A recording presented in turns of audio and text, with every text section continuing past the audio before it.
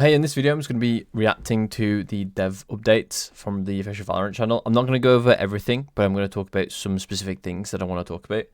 The first one is going to be map rotations. Yeah, just going to get started with that. We're going to be more transparent around map rotations going forward, so you all know when they're happening ahead of time.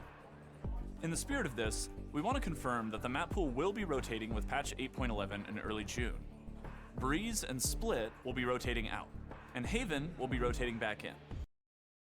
Okay, so with Breeze and Split rotating out, I'll talk about Haven in a second, but for me, I think Breeze makes sense rotating out because I think it's a map that's been difficult for Riot to balance overall.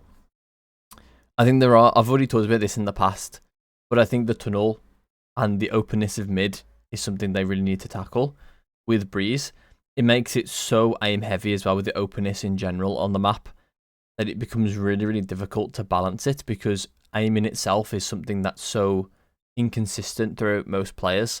So it's really hard to actually have a solid way to balance the map if you're relying on that skill for players to use.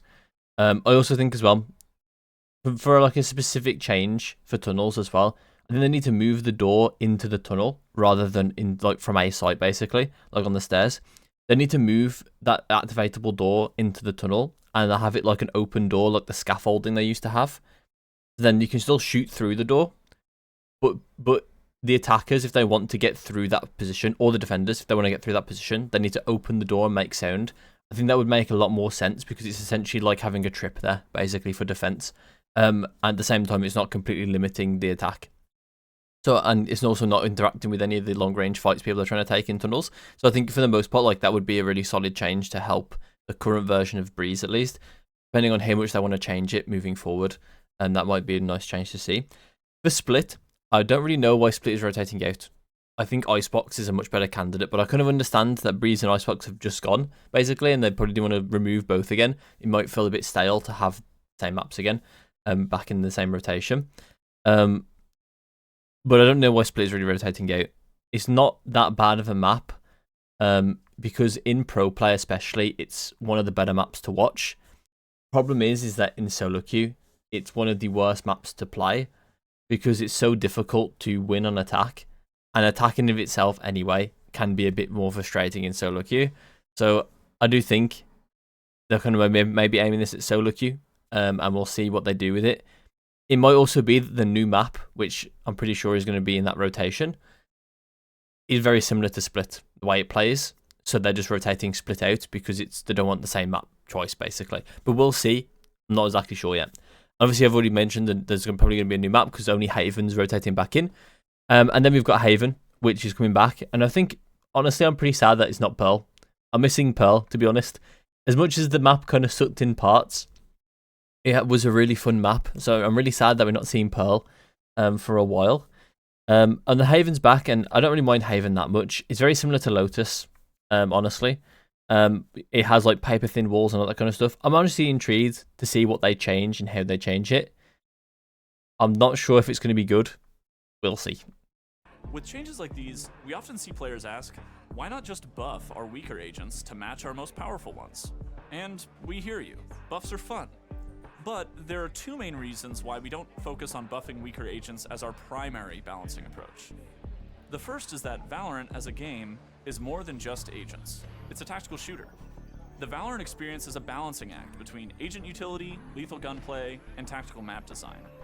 If we buffed all of our agents to match our strongest ones in terms of power, we'd run the risk of agent abilities overshadowing everything else. Instead, we strive to maintain a healthy power level for our agents, and then tune our roster accordingly. Second, as you all keep playing the game, your aim, creativity, and teamwork keep getting better. So you have to constantly reevaluate the game. For example, Jett from the open beta would be an absolute terror if she was unleashed on Valorant in 2024.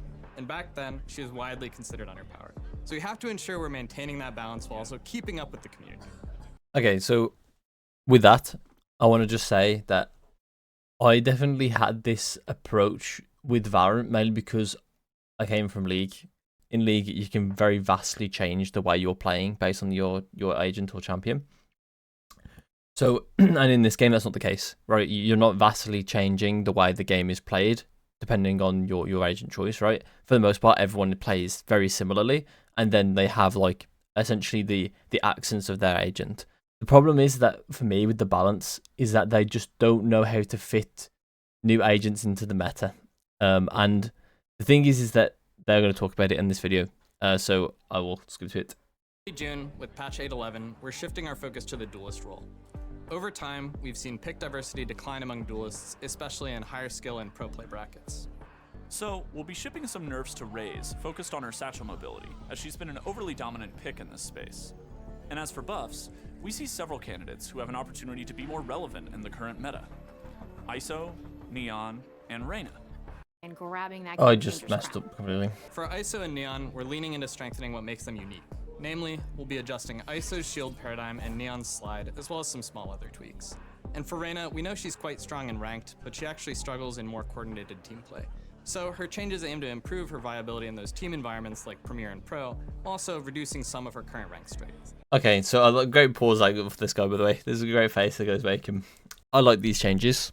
I like that Ray's going to get nerfed because she's been a staple in the game since she got released, basically. She's basically always been playable. There's going to be a major switch up if she all of a sudden she's not playable. Depending on how good the rest of the agents get. Because if that's not the case, then Raze gets nerfed and then Jet becomes the best one, you know? So these ISO, Neon, and Reyna changes actually need to do something to dethrone one of those two. So I am concerned with the ISO one. I don't think that ability is good enough at a base level. So they would have to actually properly, fundamentally change it for it to be good, I think. Neon slide, I think Neon is very close to being good. She really does struggle without having her team back her up. So maybe if they're able to give Neon a bit more agency as an agent, she might end up being quite meta. With the Reyna changes, I think this is one of the better avenues they could go. Because I think that she wasn't really going to see much play overall in Pro, unless they actually make drastic changes to her. And I imagine that the changes would have to be drastic to kind of move in the direction they were aiming to move by taking away power in solo queue and giving her power in competitive. Her base kit doesn't really look like you can do that by just changing some numbers. It would actually have to functionally change the way she plays. So we're going to have to see how that pans out. And so next I'm going to talk about replays. The replay stuff looks really good. Problem is that there's a good chance that my children are going to get the chance to use it, and I'm not. So we'll see what happens, really. Actually looking at a free cam view from a prototype So, build of our to be fair, though, I mean, I say that now. honestly, I'm I quite want to emphasize the word obviously prototype. exaggerating This there. is It nowhere looks like this will probably be done in like the next 2 years, 3 years. These clips only show a couple of defects with a couple of individual assets. Valorant's gameplay is built from thousands of these individual assets that all need to be audited for correctness and possibly adjusted to be correct in replay scenarios. And we need to do all of that work without breaking anything in the live game. So yes, we're taking our time to make sure that we get it right. Now, back to Anna and Andy. Okay, so I'm very, very happy about the open dialogue with a lot of the stuff in this video. I'm also very happy with the way that they have shown the replay system, and they're also really transparent about everything going on with it. And I'm also happy they're taking the time with it. I think it's much better that they take their time with all the changes. I think it's really important to have some more curated changes and that actually change the game. And I think when you're looking at balance changes, one of the most important things is to think about how the players' decisions are going to change. So things like adding a replay system, it just gives a whole other level to your players that they can go make a decision to go watch back their gameplay. It gives them a lot of freedom, really, to learn and do these types of things. And when you're looking at like individual balance changes, these balance changes should influence the person to make new decisions, like the player to make new decisions. Like for instance, like changing like just the numbers on things usually isn't enough to do that. I mean, it can be, but it's usually not. But when you get things like, for instance, like what this guy was saying, like or what the other guy was saying with them changing the fundamental way that Rain is going to be played, because she's going to lose some power in solo queue and gain some power in competitive play, it probably means there's going to be a fundamental change there to her kit.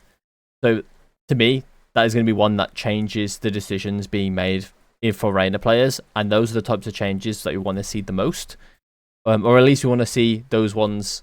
Not necessarily frequently, but we want to see them like super impactful and change the game for the positive at least, and make it more fun. Okay, so I hope you enjoyed. If you want to see more content like this, then like and subscribe, and I'll see you in my next one.